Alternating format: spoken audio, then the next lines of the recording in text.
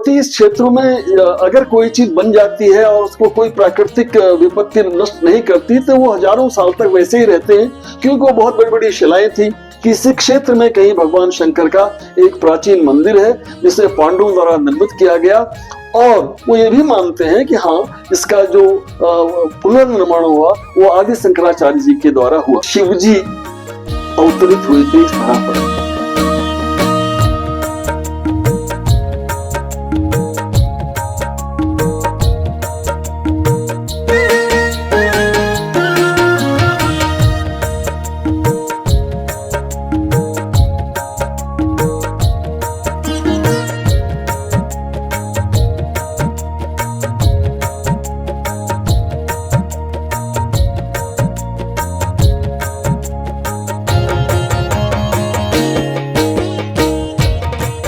हर हर गंगे जय मां गंगे तिलक पत्रिका के लिए धर्मनगरी हरिद्वार से मैं आशुष शर्मा।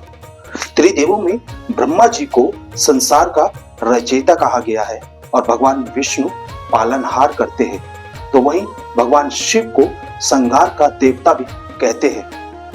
भगवान शिव के देश भर में कई प्रसिद्ध और सिद्ध मंदिर स्थापित है, जहां पर भक्त भगवान शिव की आराधना कर अपनी अपनी मनोकामनाओं को पूर्ण करते हैं। आज हम आपको भगवान शिव के उस अद्भुत मंदिर के बारे में बताने जा रहे हैं जिसका इतिहास पांडवों से जुड़ा है, तो वहीं आदि गुरु शंकराचार्य द्वारा भी इस मंदिर की स्थापना की गई थी। हम बात कर रहे हैं उत्तराखंड के 4 धामों में सबसे प्रसिद्ध केदारनाथ धाम की। आखिर क्या है केदारनाथ धाम का रहस्य, इस पर बात करने के लिए हमारे साथ मौजूद है धर्म के जानकार और पर्यावरण वैज्ञानिक बीडी जोशी जी। बहुत बहुत स्वागत है आपका तिलक पत्रिका पे गुरुजी। सबसे पहले तो आपसे जानना चाहेंगे केदारनाथ मंदिर का क्या महत्व है और क्या इसकी रोचक कहानियां हैं। ओम नमः शिवाय। भगवान शंकर को हिमालय का देवता मानते हैं। मैं इसके आपके 2 रूपों में व्याख्या करूंगा। एक, इसका धार्मिक मैथोलॉजिकल महत्व क्या है जी, और वैज्ञानिक दृष्टि से भी भगवान शंकर का इससे क्या संबंध है जी, और हम क्यों भगवान शंकर को आदि देव कहते हैं जी। पहली बात आई कि इसका महत्व क्या है। पौराणिक कथा के अनुसार महाभारत के युद्ध के बाद पांडवों को जब राज्य की प्राप्ति हो गई तो उनके मन में, क्योंकि वो अत्यंत धार्मिक प्रवृत्ति के लोग थे, उनके मन में ये विचार आया, 5 भाइयों के मन में, कि हमने इस युद्ध में बहुत हत्याएं करनी पड़ी और अब हम जीत गए हैं, तो हमें जो हत्याएं हमसे हुई हैं उसका कुछ प्रायश्चित करना चाहिए जी। और इस प्रायश्चित का जब उनके मन में विचार आया तो वो स्वर्गारोहण के लिए चल दिए और उन्होंने सोचा कि हम हिमालय में जाकर के, जिसे भगवान शंकर की कार्यस्थली कर्मभूमि माना जाता है, वहां पे भगवान शंकर को प्रसन्न करें, उनका आशीर्वाद प्राप्त करें और उनके द्वारा क्षमा मिलने पर हमारे इन पापों से हमें मुक्ति मिल जाएगी। जब उनके मन में ये विचार आया तो कथा ये कहती है, पौराणिक कथा, कि भगवान शंकर शायद उनकी परीक्षा लेना चाहते थे, तो वो जब पांडव उनकी खोज में निकले तो वो अदृश्य हो गए, वो नहीं मिल रहे थे। तो फिर अचानक एक दिन घूमते घूमते उनके भाई भीम जी ने एक बैल को उस क्षेत्र में चरते हुए देखा। अब उनके मन में उत्सुकता हुई कि इस क्षेत्र में ये अचानक अकेला बैल कहां से आ गया। हो न हो ये भगवान शिव का रूप है, जैसे नंदी जो वृषभ है उसे भगवान शिव का वाहन भी माना जाता है। तो उन्होंने उनको पहचान लिया कि ये भगवान शिव हम लोगों को भटकाने के लिए या परीक्षा लेने के लिए शायद इस नंदी के रूप में यहाँ पे टहल रहे हैं। उन्होंने उनको लपक के पकड़ना चाहा। भगवान शंकर ने समझ गए और उन्होंने भी तुरंत विलुप्त होने की कोशिश की। इतने में भगवान जी कुछ जमीन में धंस गए, लेकिन उनकी पूंछ और पृष्ठ भाग, पुट्ठे का भाग, कुबड़ का भाग भीम जी के हाथों में पूंछ आ गई। उन्होंने उनको ज्यादा धरती में विलुप्त होने से रोक लिया। तो जिस स्थान पर उन्होंने ये सब किया वो स्थान मदमहेश्वर माना जाता है। और जो पंच केदार की उत्पत्ति ये कहती है कि फिर जब उनको रोक लिया गया तो वो भगवान शंकर 5 जगह पे प्रकट हो गए, तुंगनाथ जी में, मदमहेश्वर में, कपालेश्वर में, केदारनाथ जी में। तो उन 4 जगहों पे वो पैदा हो गए और जब उनको रोक ही लिया गया था तो वो प्रसन्न हो गए। पांडवों ने उनकी पूजा अर्चना की, वहां पे एक यज्ञ किया और अपने पापों के लिए क्षमा मांगी। भगवान शंकर ने उनको क्षमा कर दिया और उन्होंने कहा कि ईश्वर, हम चाहते हैं कि आप हमें यहाँ पे आपके दर्शन सुलभ होते रहें। उन्होंने कहा ठीक है। वो 5 जगहों पे, पंच केदार स्थानों पे प्रकट हो गए विभिन्न रूपों में।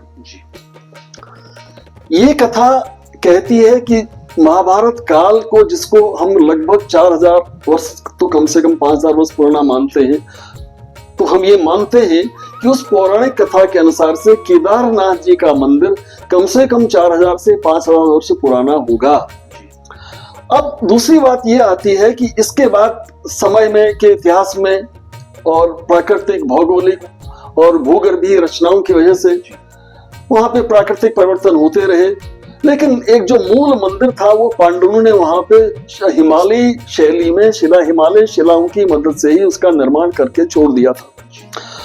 अब चूंकि पर्वतीय क्षेत्रों में अगर कोई चीज बन जाती है और उसको कोई प्राकृतिक विपत्ति नष्ट नहीं करती तो वो हजारों साल तक वैसे ही रहते हैं, क्योंकि वो बहुत बड़ी बड़ी शिलाएं थी और उस जमाने का जो मसाला यूज होता था वो भी इतना पक्का होता था कि आज भी वो जो भवन उस समय के बने हैं वो अलग नहीं होते हैं। तो अत्यंत काल के उपरांत में इसका कहते हैं कि वो कुछ समय के लिए, लगभग 1000-2000 वर्षों के लिए मंदिर वहां पे था, लेकिन इतना उसका लोगों में, जनमानस में जानकारी नहीं थी। फिर आज से लगभग 1200 वर्ष पूर्व आदि शंकराचार्य जी जब हिमालय के इस क्षेत्र में, बद्रीनाथ केदार क्षेत्र में आए, तो उन्होंने कई जगह छोटे छोटे मठ और मंदिर स्थापित किए। उनमें से ये माना जाता है कि केदारनाथ में भी जब गए तो उन्होंने उसको प्राचीन पांडवों के समय के जो स्मृति शेष भवन थे उनका पुनरुद्धार किया, उनको पुनर्जीवित किया और वहां पे मंदिर की स्थापना की। इसके बाद के अब 1200 वर्षों पहले की ये बात जब आती है तो उसके बाद धीरे धीरे विश्व में, पूरे विश्व में एक वैज्ञानिक संस्कृति जन्म लेने लगी थी। तो जो अब हमारे जो वैज्ञानिक, जो भूगर्भीय वैज्ञानिक हैं, वो ये आकलन करते हैं कि जो आज वहां पे मंदिर बना हुआ है वो कम से कम 1200 से 800 वर्ष पुराना जरूर है। और इस अवधि में भी लगभग 400-500 वर्षों के लिए 800 से लेकर के 1200 से लेकर के लगभग 1500 तक के 1700 के अवधि तक में विभिन्न गणनाएं हैं। ये मंदिर बहुत, जब छोटा हिमयुग आया था, जब आधी दुनिया बर्फ से ढक गई थी, तो बद्री केदार क्षेत्र भी जो है वो बर्फ से आच्छादित हो गया और ये दबा रहा। फिर जैसे जैसे हिमयुग खत्म होता चला गया, बर्फ पिघलती चली गई, तो वो मंदिर का भवन धीरे धीरे प्रकट होता चला गया और क्षेत्रीय लोगों ने वहां आना जाना प्रारंभ कर दिया। और इस देश के हमारे जो ब्राह्मण वर्ग है उसके हम ऋणी हैं कि उसने अपनी संस्कृति को बचाने के लिए, उनको ये चीज दंत कथाओं के दौरान उनको मालूम थी कि इस क्षेत्र में कहीं भगवान शंकर का एक प्राचीन मंदिर है जिसे पांडवों द्वारा निर्मित किया गया। और वो ये भी मानते हैं कि हाँ, इसका जो पुनर्निर्माण हुआ वो आदि शंकराचार्य जी के द्वारा हुआ। कुछ लोगों की यह भी मान्यता है कि उसी के केदारनाथ जी के नजदीक में आदि शंकराचार्य का देहावसान हुआ था और उस स्थान पर आज उनकी स्मृति में भी एक मंदिर स्थापित किया गया है। अब इससे जुड़ी हुई इन दंत कथाओं के आधार पर, जैसा कि हम सब लोग जानते हैं, हमारी भारतीय संस्कृति का पौराणिक कथाओं का जो महत्व है, उन पौराणिक कथाओं का कोई न कोई वास्तविक आधार रहा है। चाहे वो भगवान शंकर रहे हों, चाहे भगवान कृष्ण रहे हों, चाहे भगवान राम रहे हों, चाहे परशुराम रहे हों, चाहे भगवान बुद्ध को मानते हैं, ये वास्तव में बहुत दैवीय पुरुष थी, दैवीय शक्तियां थी, दैवीय अवतार के रूप में हमने मानते हैं, क्योंकि उनके जो गुण थे, उनके जो कार्य थे, वो ऐसे थे कि वो साधारण मानवों के लिए असंभव रहे, इसलिए हम उन्हें देवता का रूप और उनका अवतार मानते हैं। इस भावना के अंदर कि अब लोगों को के मानस में ये जब स्मृतियां पुश्तों दर पुश्तों चली आई कि वहां पे पांडवों को मोक्ष प्राप्त हुआ था, उनको भगवान शंकर ने क्षमा किया था, उनको दर्शन हुए थे एक वृषभ के रूप में, फिर शिला के रूप में, तो उनको ये भी उनके मन में आया कि जब पांडवों का इतनी हत्याओं के बाद, इतने जिनको पापक्रम मानने के बाद उनके पापों से मोक्ष मिल सकती है, तो हमने तो ऐसी कोई सामान्य आदमी हत्याएं नहीं करता, पाप नहीं करता, तो हमारे जो छोटे मोटे जो पाप हो जाते हैं उनकी क्षमा तो हमें उससे मिलेगी। इस श्रद्धा भाव से उन्होंने लोगों ने वहां पे जाना शुरू किया कि वो एक वर्ग ने मानना किया, सनातन धर्मी लोगों ने, कि ईश्वर जैसे आपने पांडवों को मोक्ष प्रदान किया, ऐसे ही हमारे पापों को भी क्षमा करके हमें मोक्ष प्रदान करना। तो ये उसकी धार्मिक जो भावना का मूल ये है। गुरुजी, अगर बात की जाए, हिमालय की चोटी पर केदारनाथ मंदिर स्थापित है, कई दुर्गम क्षेत्र भी रहे होंगे उस समय, जो मंदिर की शैली है वो किस शैली से निर्माण है? ऐसा कोई तथ्य मिलता है कि पांडवों ने किस शैली से मंदिर का निर्माण किया था और आदि गुरु शंकराचार्य द्वारा किस शैली से मंदिर का निर्माण किया? ये एक बड़ी अच्छी जिज्ञासा है। देखिए, दो बातें हैं। मूल मंदिर किस प्रकार का बना होगा पांडवों ने, ये किसी ने नहीं देखा, लेकिन उसके बाद जो आदि शंकराचार्य ने जो मंदिर बनाया, तो उस समय में हमारे उत्तराखंड में ऐसे कई स्थान हैं, कई मंदिर हैं, कई हमारे पास ये प्रयाग हैं, और पूरे गढ़वाल क्षेत्र से, जिसे स्कंद पुराण में पहली बार केदारखंड के नाम से कहा गया, और कुमायूं क्षेत्र को जिसको कुर्मांचल के नाम से कहा गया, क्योंकि लोग कहते हैं कि वहां भगवान विष्णु का कूर्म अवतार का कुछ अंश है।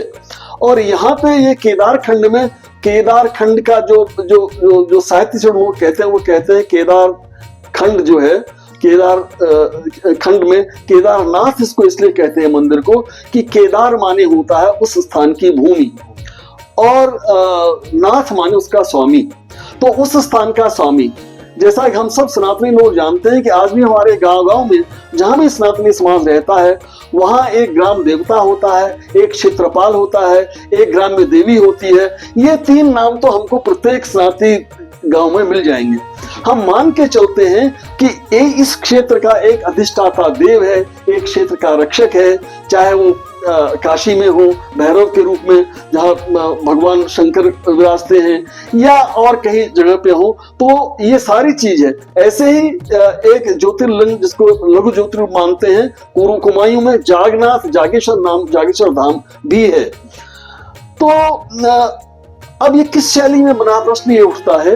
तो एक बात सही है कि भौगोलिक परिस्थितियों को देखते हुए, जलवायु को देखते हुए, इस उत्तराखंड के क्षेत्र में हम जितने मंदिर देखते हैं वो सब एक विशिष्ट शैली के बड़े बड़े पत्थरों से निर्मित हैं, बड़े ऊंचाई से बने हैं, और उनका जो ऊपर का भाग है वो एक त्रिभुजाकार रूप में है उसका। और ये इसकी आप ये भी देखिए कि आज से 50 साल पहले के जितने भी हिमालय क्षेत्र के मकान होते थे, उनकी छत भी ढलवा त्रिभुजाकार रूप में होती थी। उसका कारण ये था, और ये जो इसको हिमालय पर्वतीय शैली माना जाता है भवन निर्माण की, उसका कारण ये था कि जो भी पानी या बर्फ ऊपर गिरेगा वो जल्दी से नीचे स्खलित हो जाएगा, रुक नहीं पाएगा, और भवन की जो दीवारें हैं उनको कोई नुकसान और नमी बर्फ से या क्या कहते हैं आपके जल से नहीं हो पाएगी।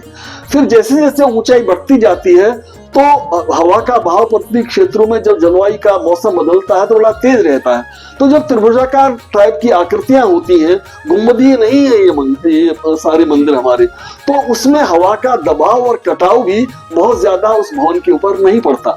तो हिमालय शैली की ये विशेषता है।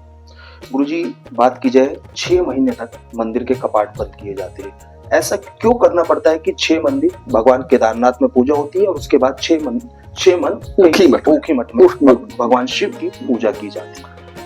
आपने ये बहुत अच्छा सवाल पूछ लिया क्योंकि केदारनाथ जी, मैं व्यक्तिगत रूप से एक कुछ बात कहूंगा कि मैं 3 बार तो मैं केदारनाथ जी गया हूँ। इस बार जाने की इच्छा थी, लेकिन स्वास्थ्य की वजह से जाने का संभव नहीं हो पाया। तो इस साल जिस दिन भगवान केदार के कपाट खुलने थे, उससे एक दिन पहले मैं अपने सपरिवार ओंकारेश्वर मंदिर ऊखीमठ गया और उस दिन मुझे उस ऊखीमठ के महत्व का भी पता चला। ये ऊखीमठ वही जगह है, ओंकारेश्वर मंदिर, जहां इसमें शरद ऋतु में भगवान शंकर का विग्रह स्थापित किया जाता है और 6 महीने इनकी पूजा की जाती है।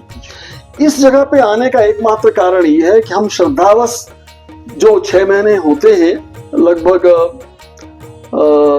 अक्खा तीज, अक्षय तृतीया के आसपास ये मंदिर खुलते हैं और इस कार्तिक पूर्णिमा के आसपास ये बंद होते हैं।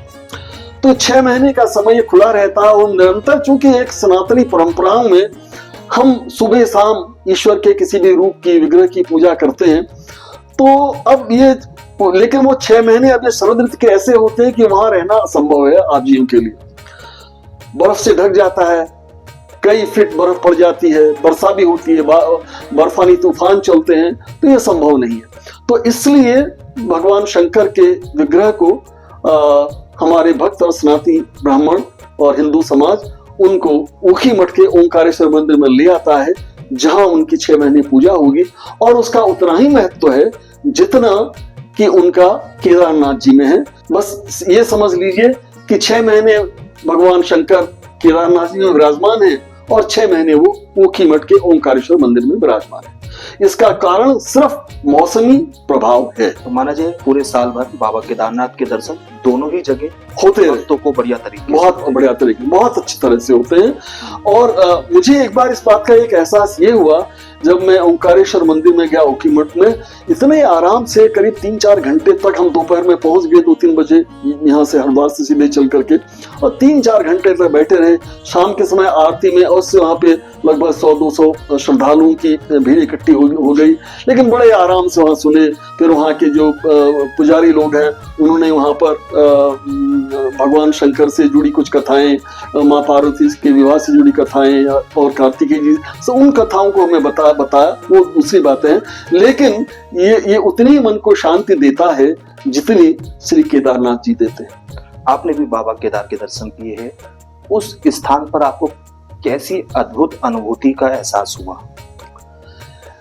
देखिए, ये एक बड़ा भावुक करने वाला प्रश्न होता है और हम लोग स्पेशली उसको, अदरवाइज डले हम सब हिंदू हैं, लेकिन स्पेशली मैं तो एक ऐसे ब्राह्मण परिवार से आता हूँ जिनके, हमारे दादा नाना के जो पूर्वज होते थे, उनका सिर्फ 3 काम होते थे: पूजा पाठ, ज्योतिष और वैद्य का काम। और चौथा काम वो धीरे धीरे करते थे, समाज के लिए बच्चों को पढ़ाना लिखाना, पंडित जी, वो यही लोग होते थे।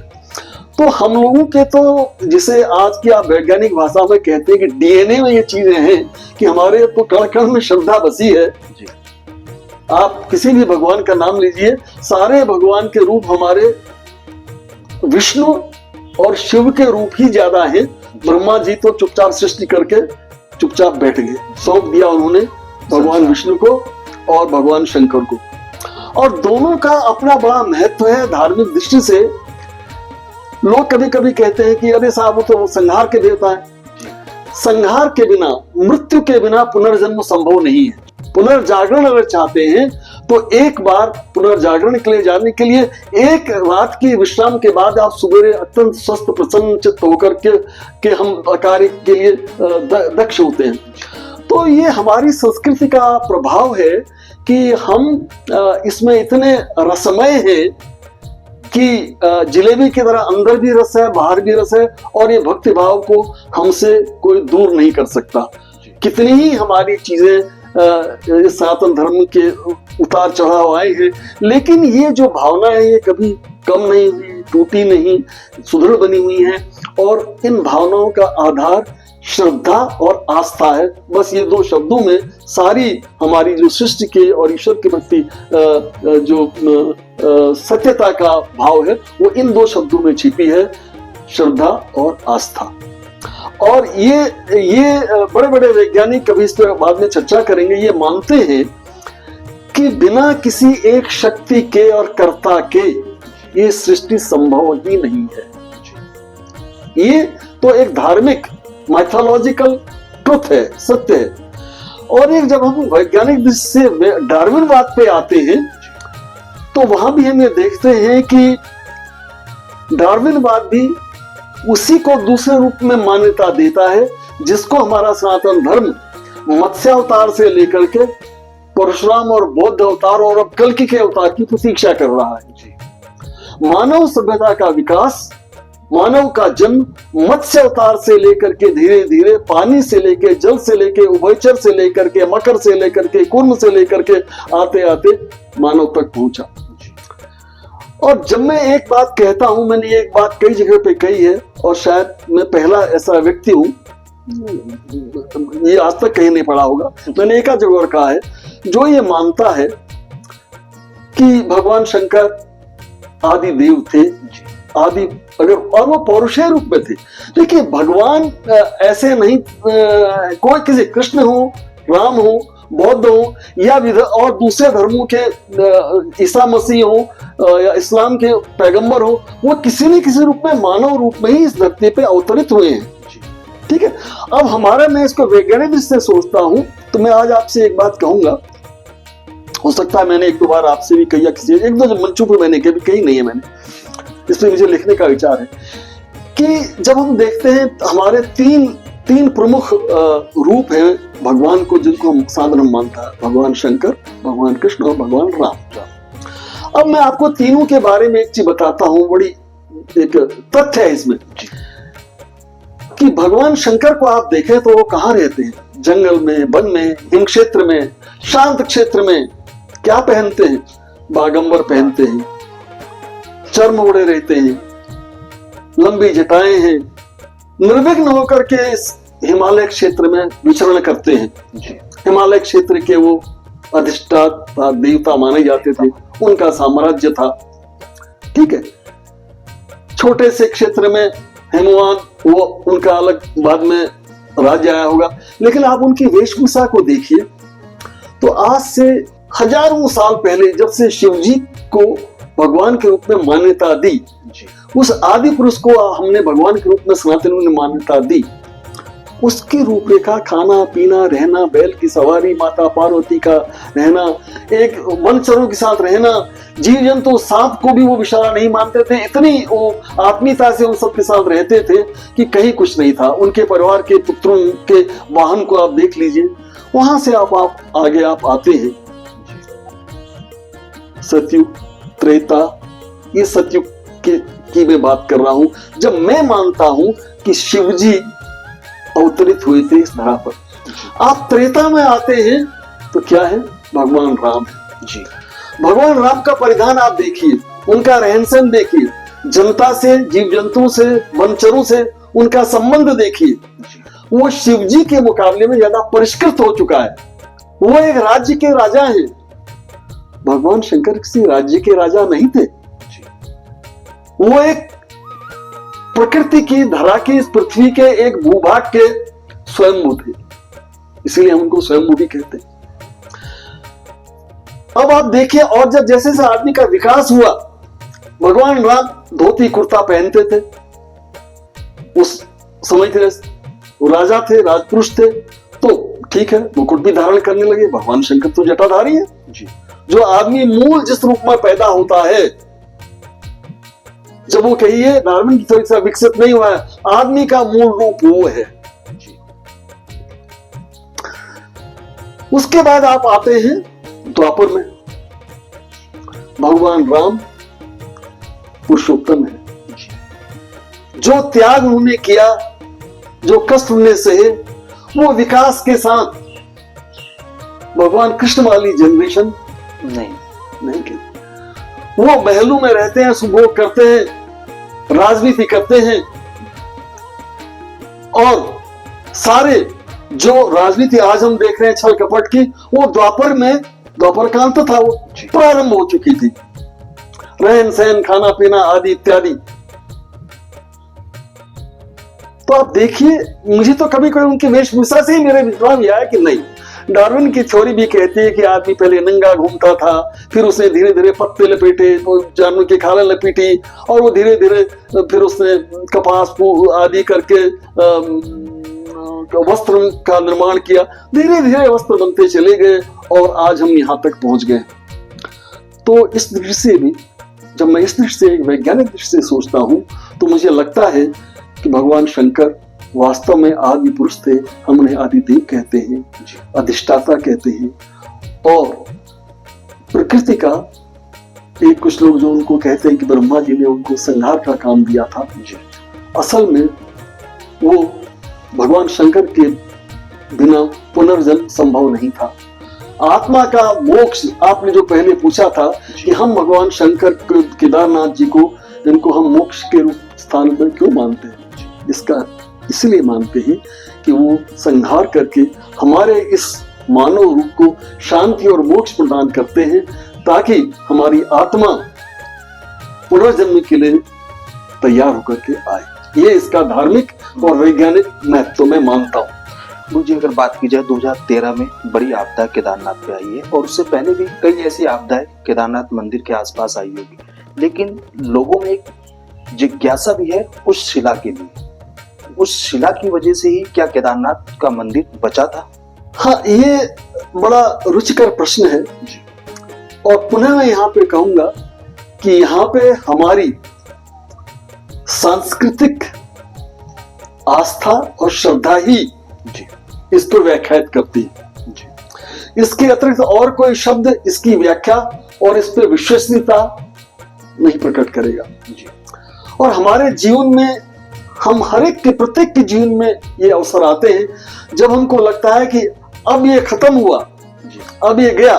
अचानक ऐसी कोई घटना होती है, अचानक कोई ऐसा व्यक्ति आता है, अचानक ऐसी कोई आड़ आती है, अचानक एक पेड़ के हमारे सामने आ जाता है कि हमें जो नष्ट करने वाली शक्ति है, कष्ट देने वाली शक्ति है, वो तिरोहित हो जाती है। इसे आप संयोग कहेंगे, या ईश्वरीय दैवी कृपा कहेंगे, या प्रकृति का चमत्कार कहेंगे? आप इसके अलावा कुछ नहीं कह सकते हो। लेकिन मैं व्यक्तिगत रूप से मैं मानता हूं कि कोई भी चमत्कार, कोई भी आकस्मिक घटना अपने आप नहीं होती, उसे भी कोई रचता है। और ये सिवा हमारे ईश्वर के और कोई दूसरी शक्ति नहीं है। ईश्वरीय शक्ति ऊर्जा के अनंत रूपों में से कई रूपों में होती है। मैं पर्यावरण विज्ञान जब पढ़ाता था तभी मैं कहता था कि मैं अंग्रेजी में पढ़ाते थे हम लोग कि ई अंग्रेजी का वर्ड है जो है ना, ये इस सृष्टि का कारण ई है। तो जब तुम इसकी व्याख्या नहीं करता, कहते सर कैसे? मैंने कहा ई मीन्स एनर्जी। पूरे ब्रह्मांड की रचना एक एनर्जी तत्व से हुई है। वो अनेक रूपों में है और अदृश्य है। एक दिन छात्र पूछा, साहब को अदृश्य कैसे है? मैंने कहा बेटा, तुम बिजली चलते हुए देखते हो कहीं? तुम उसका पूर्ण प्रकाश देखते हो, तो वो एनर्जी कई रूपों में है। तो ये बात है। अब उस शिला की बात आती है। निश्चय ही हम, चलिए एक सामान्य मानव के हिसाब से आप ये कह सकते हैं साहब वो तो आकस्मिक घटना थी, चट्टान आई, काफी बड़ी चट्टान है, और वो चट्टान, उसमें दो बड़ी अद्भुत बातें हैं। एक, वो चट्टान मंदिर के पीछे आकर के कुछ लगभग 2-3 मीटर की दूरी पे गिरी, रुक गई, और वो लंबवत होकर के, जैसे करके हम एक कहते, अंग्रेजी में साइंटिफिक वर्ड है, और क्षैतिज, हॉरिजेंटल रूप में वो गिर गई। तो उसने अगर वो लंबवत भी हो सकती थी और चौड़ाई में भी वो पड़ी है लंब रूप में, तो अगर वो खड़ी होकर के पड़ती तो उतना पानी का बहाव नहीं रोक सकती थी। वो चट्टान कुछ इस तरह से पानी के दबाव से इस तरह से स्थिर हो गई वहां पे कि उसने मंदिर की ओर आने वाले पानी को सीधे मंदिर से टकराने की वजह अपने दाएं और बाएं 2 भागों में बांट दिया। अब पानी जो बड़े फोर्स से गांधी सागर से आ रहा था, तो वो चोरबासा से आ रहा था, वो पानी की प्रभाव की शक्ति 2 भागों में बढ़ गई, मंदिर बच गया। लेकिन दोनों तरफ के जो भवन उसके रास्ते में आए, छोटे छोटे आए, वो सब क्षतिग्रस्त हो गए। तो हम एक मान के चलते हैं, और ये विश्व का हर आदमी, हर धर्म का आदमी मानता है कि हाँ चमत्कार होते हैं, घटनाएं होती है चमत्कारिक। हम सिर्फ ये मानते हैं सनातनी लोग कि कोई भी चमत्कार, कोई भी घटना आकस्मिक नहीं है, ये समय काल परिस्थिति के अनुसार ईश्वर की इच्छा से सब होता है। तो माना जाए गुरु जी कि लगातार जिस तरह से केदारनाथ क्षेत्र में आपदाएं भी आती रहती है, भविष्य में क्या लगता है केदारनाथ मंदिर का अस्तित्व क्या बना रहेगा? इस विषय में मैं इतना ही कहूंगा कि जब हमारा जियोलॉजिस्ट भी मानता है, हमारी पौराणिक कथाएं भी कहती हैं, पौराणिक काल के अनुसार, महाभारत के काल के अनुसार कई हजार साल के बाद हमारे आदि शंकराचार्य वहां गए, उनको वो एक मंदिर के भग्नावशेष मिले। उसके बाद हिमयुग आया वैज्ञानिक के अनुसार से, उसको तो कोई काट नहीं सकता इस तथ्य को। तो वो मंदिर एक मंदिर शिला का जड़वत संरचना है, वो तब तक बनी रही। और उसके बाद 2013 की त्रासदी के बाद जब मंदिर के अगल बगल में और के जल प्रवाह के पथ के कई भवन नष्ट हो गए, बह गए, टूट गए, फूट गए, मंदिर अपनी जगह पे खड़ा रहा। यहाँ फिर हमारी श्रद्धा और भक्ति और विश्वास है कि मंदिर बना रहेगा जब तक मानवीय कृत्य उसे नष्ट नहीं करेंगे। जी। बचाव के क्या रास्ते आप देखते हैं इसके लिए? देखिए, इसके बचाव के संबंध की चीजें तो बहुत आसान है और जटिल है। जी। जटिल इसलिए है कि वहां पर जो आज पूरे हिमालय क्षेत्र में, जिसमें से केदारनाथ जी का मंदिर, केदार स्थली एक छोटा सा स्थान है, जहां पे ये जो आपदाएं आ रही हैं, जैसे 16-17 जून 2013 की त्रासदी को भी एक वर्ग ये मानता है कि हमारे मानवीय कृत्यों के कारण से, पर्यावरण के प्रति हमारी लापरवाहियों की वजह से ये चोरबासा गांधी ताल की जो पानी टूटा, उसका कारण मुख्यतः यही था कि अचानक अतिवृष्टि हुई और उस अतिवृष्टि से उस छोटी सी जो छोटा सा झील थी वहां पे गांधी सागर की, उसमें जल प्रवाह बहुत भर गया और इतनी घोर वृष्टि हुई कि वो टूट गया बांध। कोई नेचुरल बांध सा था, जब वो ओवरफ्लो हुआ, बांध टूट गया तो उस पानी ने बहा दिया। अब प्रश्न ये उठता है कि वहां अतिवृष्टि क्यों हुई? एक, हम ये मान के चलते हैं कि एक प्राकृतिक दुर्घटना थी। दूसरा, जब वैज्ञानिक दृष्टि से हम देखते हैं तो हम कहते हैं कि इस दुर्घटना के होने में हमारे मानवीय कारणों का सहयोग रहा है। इतनी अधिक मात्रा में आज इस हिमालय क्षेत्र में और केदार घाटी में जाने वाले श्रद्धालुओं की और पर्यटकों की संख्या निरंतर बढ़ती चली जा रही है। इस साल के इन 5-6 महीनों में, अभी कल परसों ही मैं पढ़ रहा था किसी समाचार पत्र में या सुन रहा था जब ये कपाट बंद हो रहे थे, कि इस साल लगभग 10 लाख लोगों ने केदारनाथ जी में भगवान शंकर के दर्शन किए। एक वो जमाना था जब मैं जानता हूं कि मैं जिस घर में पैदा हुआ, मेरे दादाजी वादाजी बताते थे, गांव के लोग जाते थे और साल भर में कुछ सैकड़ों लोग ही पहुंच पाते थे। वो करीब महीना 2 महीना के लिए घर से जाते थे और घर से जाकर के पूजा पाठ करके जाते थे कि अब शायद हम लौटे न लौटे, हो सकता हमको पांडवों की तरह कहीं वहीं मोक्ष मिल जाए। लेकिन उनकी आस्था फिर उन्हें घर लौटाती थी और घर में इस बात का बड़ा जश्न मनाया जाता था। तो आज की परिस्थितियों में अब पर्यावरण के प्रति हमारी लापरवाही ने एक तो धरती का जो है, जिसे हम कहते हैं ग्लोबल वार्मिंग, बढ़ती जा रही है। वायुमंडल में कार्बन डाइऑक्साइड और ये गर्म गैसें बढ़ रही है, मीथेन बढ़ रही है, ऑक्सीजन में कुछ कमी हो रही है और इसका मौसम पे जो प्रभाव चल रहा है, क्लाइमेट चेंज जिसे हम कहते हैं, उसकी वजह से कब कहां पे अतिवृष्टि हो जाए, कहां अनावृष्टि हो जाए, कहां ज्यादा बर्फ गिर जाए, ये अब एक प्राकृतिक चक्र के हिसाब से इतनी जल्दी हो रही है कि कोई भी ऐसी दुर्घटना की संभावना तो बनी रहती है। नंबर 1 बात। नंबर दूसरी बात है, प्रकृति में अपने आप में ही सैकड़ों वर्षों में, जैसे हमने हिमयुग की बात कही, सैकड़ों हजारों वर्षों में एक समय ऐसा आता है और आएगा जब पूरी पृथ्वी फिर बर्फ से ढक जाएगी, फिर धीरे धीरे बर्फ पिघलेगा और जलमय होगा, जिसे हमारा सनातनी पौराणिक साहित्य क्या कहते हैं आपका जलमग्न का नाम देते हैं कि पूरा उसका जो विश्व जलमग्न हो जाता है। तो ये घटनाएं प्राकृतिक चक्र में होना एक अलग बात है, और वो धीरे धीरे होता है। और जो घटनाएं जैसे 2013 की थी, ये अचानक होती है, अतिवृष्टि की घटना है, ये अचानक होती है। ऐसी घटनाओं की संभावना अगर हमारी लापरवाही बढ़ती रही, अगर हमारे जंगल कटते चले जा रहे हैं, एक कारण है, लोगों का जाना बढ़ रहा है। फिर वहां जो निर्माण कार्य चल रहे हैं तरह तरह के, देखिए सिलारा में क्या हुआ पिछले साल उत्तरकाशी में, है ना, उसमें कहीं न कहीं हमारी तकनीकी लापरवाही कहे या अज्ञानता कहे, असावधानियां कहे, वो जिम्मेदार है। ठीक है, तो ऐसे ही अगर मानव लापरवाह रहा और हम रोजगार क्रिएट करने के लिए, पर्यटन के लिए, मोक्ष की एक साधना के रूप में वहां जाते रहेंगे और उस क्षेत्र को धीरे धीरे उसका क्षेत्र का क्षरण करते रहेंगे, तो वो स्थान धीरे धीरे क्षरित होता चला जाएगा और उसको नुकसान पहुंचेगा। एक पक्ष ये है। दूसरा पक्ष एक बहुत अच्छा ये है कि अब हम जागरूक हो गए हैं, हमारी टेक्नोलॉजी, हमारे इंजीनियर्स इस व्यवस्था में जुट गए हैं कि अब अगर ऐसी कोई घटना होती है तो उसको कितनी तत्काल रोका जा सकता है, उस संभावनाओं को आने से पहले ही हम कैसे सावधान हो सकते हैं।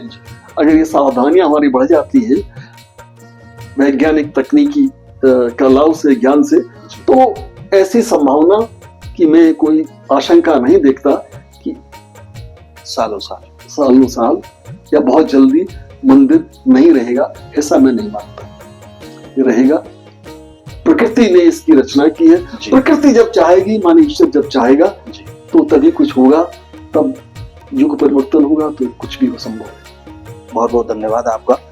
बिल्कुल जिस तरह से इनके द्वारा बताया गया है, केदारनाथ धाम हिंदू धर्म शास्त्रों को मानने वाले लोगों के लिए विशेष धाम है, क्योंकि इस स्थान पर बाबा केदारनाथ मंदिर में भगवान शिव खुद विराजमान है और बाबा केदारनाथ के दर्शन करने मात्र से ही भक्तों के सभी संकट दूर हो जाते हैं और इसीलिए भक्तों में भी बाबा केदारनाथ के प्रति इतनी आस्था देखने को मिलती है।